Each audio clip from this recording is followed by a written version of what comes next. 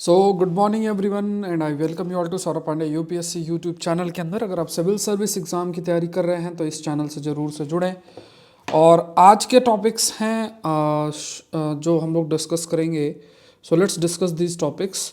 और जैसा मैंने कहा कि ये एडवांस करंट अफेयर्स हैं, अलग अलग न्यूज़पेपर और जगहों पे पब्लिश होते हैं जो content from prelims perspective that we cover. So पहला टॉपिक है about the sea sponge. This is a process of farming sea sponge under the controlled condition and has been conducted in the world oceans for century। मतलब जो समुद्र हैं, विश्व के जो समुद्र है उसमें बहुत समय से इस सी स्पॉन्ज की फार्मिंग हो रही है। There are many factors such as light है, सैलिनिटी है, पीएच है, ऑक्सीजन है और वेस्ट का एक्यूमुलेशन है जो स्पॉन्ज के ग्रोथ रेट को अफेक्ट करती है। That basically affect the growth rate of the sponge.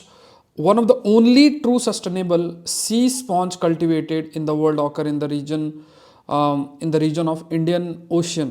Indian Ocean region के अंदर ही यहाँ पे होता है। तो यहाँ पे आपको ध्यान में रखना है कि ये जो अगर इसका कल्टीवेशन देखा जाए तो मतलब जहाँ पे इसको किया जाता है, so that basically is not in Indian ocean, rather it's in Micronesia जो कि पैसिफिक ओशन रीजन के अंदर लोकेटेड है। That is Micronesia, Pacific ocean region के अंदर है। तो ये गलत हो गया।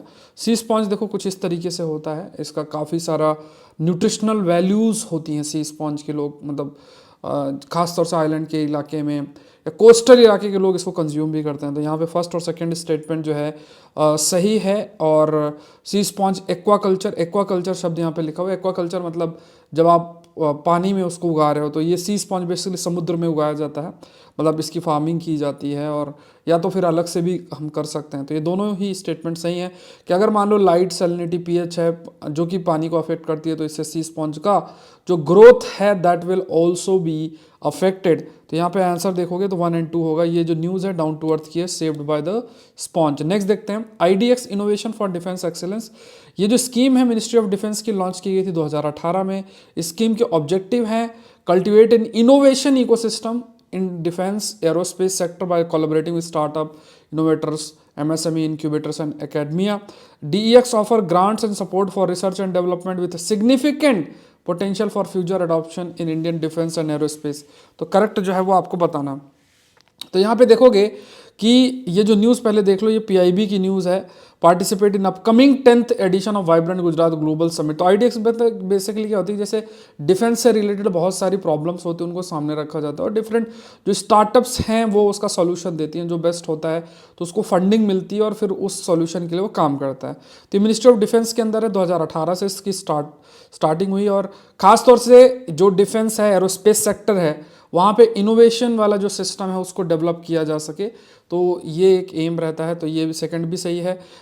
ये जो है इस प्रोग्राम के तहत जो भी ऐसे एरियाज़ हैं, कुछ ऐसे पोटेंशियल है फॉर फ्यूचर अडॉप्शंस, मान लो कोई प्रॉब्लम का सॉल्यूशन दिया गया और वो सॉल्यूशन काफ़ी हेल्पफुल हो सकता है डिफेंस और एरोस्पेस सेक्टर के लिए, तो उसको ग्रांट फंड जो है वो भी दिया जाता है। तो यहाँ तीनों स्टेटमेंट्स जो हैं इसमें सही है। Let's move to the next, that is trichoderma. Trichoderma अगर आप देखोगे तो ये टॉपिक बिजनेस लाइन का Indian institute of spices research develops a new granular lime based formulation. तो यहाँ पे देखो ट्राइको जो डर्मा है ये एक जीनस ऑफ फंजाई है इन द फैमिली हाइपोक्रियासाई। तो आपको ये ध्यान में रखना है ट्राइकोडर्मा क्या है, फंजाई है। जैसे आप बैक्टीरिया वायरस होते हैं, जैसे ये फंजाई है। ये सॉइल में प्रेजेंट होता है where they are most prevalent culturable fungi, मतलब आप इसको उगा सकते हो। Trichoderma being a fungal bio control agent has proven effective in suppressing several soil borne plant pathogen and serve as successful biopesticide and biofertilizer in crop production। अब देखो trichoderma, पहला point तो आपको ध्यान में क्या रखना है कि ये एक फंजाई है।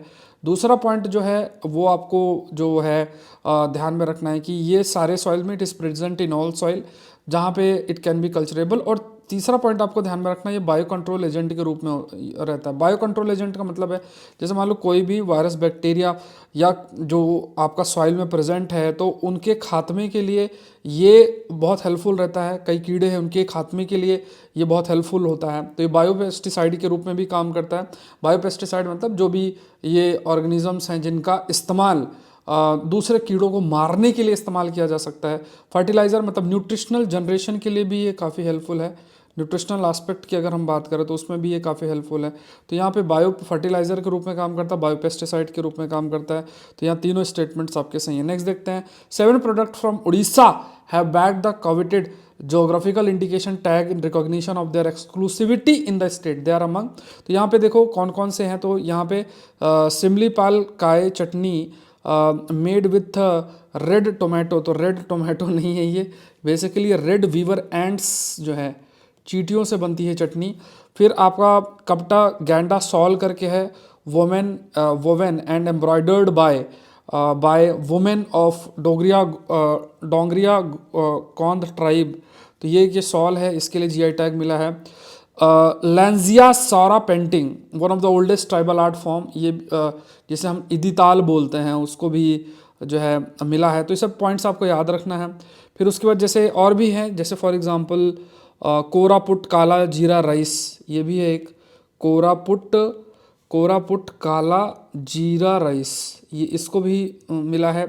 फिर है ना, तो ऐसे इसको भी आपको मिला। जैसे प्रिंस ऑफ राइस भी इसको जो है बोला जाता है, कोरापुट रीजन में इसको भी उगाया जाता है। तो ये सारे ही इसमें अगर आप देखो तो पहला ये यहाँ पे ये पहला वाला नहीं है, बाकी दोनों सही हैं। तो यहाँ पे आंसर जो होगा 2 और 3 होगा। तो ये इंडियन एक्सप्रेस का टॉपिक है। With reference to the Assam Chandubi festival. Chandubi festival is organized by the people of Rajapara village in the Kamrup district under the Karbi Anglong Autonomous District Council. This annual festival is a colorful display of Assamese culture and tradition, featuring a diverse range of activities including folk music performance, traditional dance, local handicraft, delicious Assamese cuisine stalls. One of the festival highlight is it's focus on traditional games and sports पे काफ़ी focus इस पे किया जाता है। तो कितने statement इसमें से सही हैं। सो जो चंदूबी फेस्टिवल है ये ऑर्गेनाइज किया जाता है basically by the people of Rajapara village in Kamrup district under Rabha Hasong autonomous council. ये आप याद रखना, कर्बी एंगलोंग नहीं है, राभा हसोंग ऑटोनोमस काउंसिल। अच्छा, कमेंट सेक्शन बताओ कि संविधान के किस शेड्यूल में मेंशन्ड है अबाउट द क्रिएशन, या आप कह सकते हो किस आर्टिकल में मेंशन्ड है about the creation of these regional and autonomous councils. ये आप कमेंट सेक्शन बताओ, अच्छे से पढ़ोगे तो आप आंसर कर सकते हो। पॉलिटी की मैं फ्री क्लासेस जो है मंडे से आप लोग के लिए स्टार्ट कर दूंगा। पॉलिटी हम ख़त्म करेंगे और उसके बाद ये फिर स्पेक्ट्रम पॉलिटी साथ में लेकर चलेंगे, और फिर ज्योग्राफी की एनसीईआरटी भी मैं प्लान कर रहा हूँ। तो ये सब आपके यूट्यूब में क्लासेस मंडे से स्टार्ट हो जाएंगी, मंडे से आपकी क्लासेस शुरू हो जाएंगी। और क्लासेस जो हैं वो, क्योंकि मेंटरशिप प्रोग्राम पैरेलली चल ही रहा है, तो कुछ जो ये चीज़ें हैं स्टैटिक वाला पार्ट मैं चैनल पे कवर कर दूंगा, और एडवांस चीज़ें जैसे एडवांस करंट अफेयर्स जो होंगे, प्लस एग्रीकल्चर जीएस के लिए, आईआर जीएस के लिए, ये सब आपके ऐप के अंदर क्लासेस आएंगी। तो ये सब आप लोग देख लेना। तो यहाँ पे देख लो, यहाँ पे अगर आप देखोगे तो ये सारे जितने भी स्टेटमेंट्स अगर हम देखें तो पहला गलत है, बाकी 2 सही हैं। 2 और 3 हाउ मेनी पूछा है तो ओनली 2 होगा। अगर आपसे पूछता कि विच, तो 2 और 3 आंसर होता। तो ये हिंदुस्तान टाइम्स की न्यूज़ है। With reference to the K-shaped economic recovery, consider the following statement. A K-shaped recovery is one in which the performance of different parts of the economy diverges like arm of a letter K. In K-shaped recovery, every part of the economy may experience strong growth. Unlike other letter-shaped descriptor focus on large aggregates, a K-shaped recovery is described in terms of data broken into across the different parts of the economy. तो in K-shaped recovery, some part of the economy may experience strong growth while other continue to decline. देखो जैसे मान लो K कैसे होता है, तो यहाँ पे एक तो ऊपर उठ रहा है, दूसरा नीचे जा रहा है। मतलब जो ऊपर उठ रहा है ये ग्रोथ है, जो नीचे जा रहा है वो डिक्लाइन है।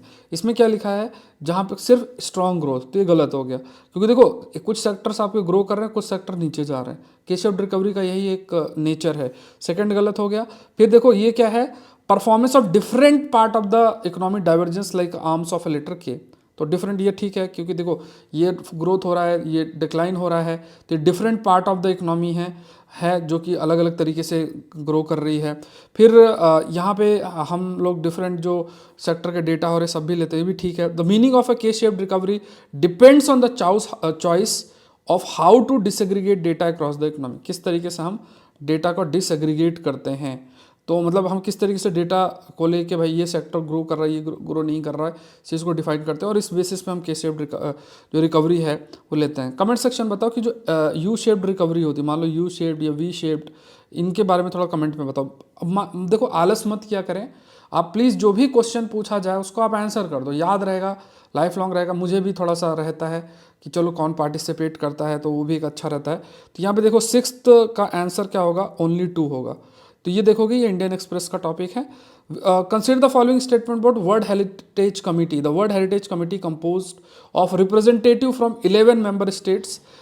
It plays a crucial role in evaluating potential new addition to the prestigious list of UNESCO World Heritage Site. It oversees the implementation of conservation measures for existing site facing challenges. तो यहाँ पे कितने statement, which of the following statement is correct. तो यहाँ पे देखो, तो world heritage committee is a committee of UNESCO that selects the sites listed as UNESCO World Heritage Site, जिसमें वर्ल्ड हेरिटेज लिस्ट है, list of world heritage in danger, ये सब चीज़ें आपकी रहती हैं। और इसमें अगर आप यूनेस्को की बात करोगे, मतलब इस कमेटी की अगर हम बात करेंगे तो इसमें लगभग 21 मेंबर स्टेट्स होते हैं। तो यहाँ पे देखो वर्ल्ड हेरिटेज जो कमिटी है ये बेसिकली यूनेस्को की कमिटी है, जो कि जैसे मान लो जो सेलेक्ट करती है यूनेस्को वर्ल्ड हेरिटेज साइट में, जिसमें वर्ल्ड हेरिटेज लिस्ट भी होती है और ऐसे लिस्ट वर्ल्ड हेरिटेज की जो डेंजर में भी हैं तो उनके प्रोटेक्शन के लिए क्या किया जा सकता है। तो इसमें लगभग 21 मेंबर इस कमेटी के अंदर जो है काम करते हैं सारी चीज़ों में, इनके प्रोटेक्शन एंड ऑल में। तो पहला तो गलत हो गया। दूसरा देखो ये मतलब इवेलुएट करना, जो भी लिस्ट आपकी वर्ल्ड हेरिटेज लिस्ट साइट्स की है उसको इवेलुएशन का काम भी इनका रहता है। इम्प्लीमेंटेशन देखना कि अच्छा जो भी स्टेप्स लिए जा रहे हैं वो कैसे लिए जा रहे हैं इनके प्रोटेक्शन और इन सब के लिए। तो ये भी स्टेटमेंट सही है। तो डी होगा 2 और 3, ठीक है। तो ये देख लेते हैं। ये देखो ये जी न्यूज़ के अंदर आया है, India to chair the host UNESCO world heritage site committee. Next with reference to the national housing bank, it is an apex regulatory body for overall regulation and licensing of housing finance companies in India. It is under the jurisdiction of Ministry of Housing and Financing. तो देखो ये क्या है, basically ये आपका ministry of finance के अंदर आता है। It is under the jurisdiction of ministry of finance के अंदर आता है। यहाँ पे लिखा है it is an apex regulatory body. देखो यहाँ पे क्या है, 2000 मतलब जो नेशनल हाउसिंग बैंक का जो एक्ट था 1987 का था, और 2019 का जो एक्ट आपका अमेंड किया गया था, उसमें जो पावर ऑफ रेगुलेशन है हाउसिंग फाइनेंस कंपनीज का वो आरबीआई को दे दिया गया था। It was given to the RBI. So it is also not an apex regulatory body, है ना। बट जनरल सेंस में जैसे नाबार्ड है और इस टाइप से होती है ना, जो कि रूरल बैंक्स को ऐसे रेगुलेट करने का काम नाबार्ड का होता है, तो ऐसे ही फाइनेंस कंपनीज का जो थोड़ा बहुत रेगुलेशन लाइसेंसिंग का काम भी नेशनल हाउसिंग बैंक के अंदर रहता है। लेकिन एपेक्स रेगुलेटरी बॉडी 2019 के बाद से वो आरबीआई बन गया। तो ये भी गलत है, दोनों ही स्टेटमेंट गलत है। आंसर जो है डी है, ठीक है। इसको थोड़ा सा एक बार इसके बारे में रीड करना कि क्या लाइसेंसिंग का जो काम है हाउसिंग फाइनेंस कंपनीज का, that is basically done by the national housing bank और नॉट। इसको एक बार गो थ्रू जरूर से होना। तो यहाँ पे आप देखोगे LIC to pick up 10% stake in NHB promoted companies, ठीक है।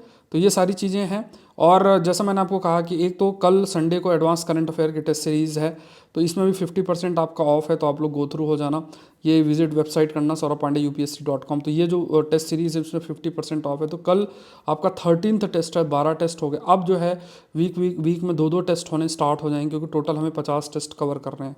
तो ये आपके लिए बहुत रहेगा। और रिवीजन PDF भी मिलने लग जाएंगे जो जो इसका इस टेस्ट सीरीज़ का हिस्सा है। प्लस आपको 5 AM के PDF भी अवेलेबल हो जाएंगे, ठीक है, रिवीजन के लिए, वो भी आपको मिलेंगे। तो टोटल 50 रहेंगे। मेंटरशिप प्रोग्राम की आज क्लास है, जो मैंने आपको टारगेट दिया था, तो उसकी आज 11:30 बजे क्लास होगी। तो इसको मिस नहीं करना। 24 की जो तैयारी कर रहे हैं उन्हीं को ज्वाइन करना है इसको, ठीक है। और ये सारी इन्फॉर्मेशन मुझे दे देनी है सौरभ पांडे, ये जो मेल ID है, इस मेल ID पे ये इन्फॉर्मेशन की, ये सोर्सेस आपने कौन कौन से फॉलो किए, क्या स्कोर है। और मैंने आपको पहला जो मेंटरशिप प्रोग्राम की पहली क्लास, उसकी डेमो क्लास यूट्यूब में पड़ी हुई, तो गो थ्रू आप हो सकते हैं। तो आज के लिए इतना ही, मिलता है नेक्स्ट सेशन के अंदर। Thank you everyone, thank you. और ये ज़रूर से आपको जुड़ना है, ठीक है। और कई सारी चीज़ें, एग्रीकल्चर ऑप्शनल भी चल रहा है, तो उसको भी मिस नहीं करना है। Thank you everyone, thank you.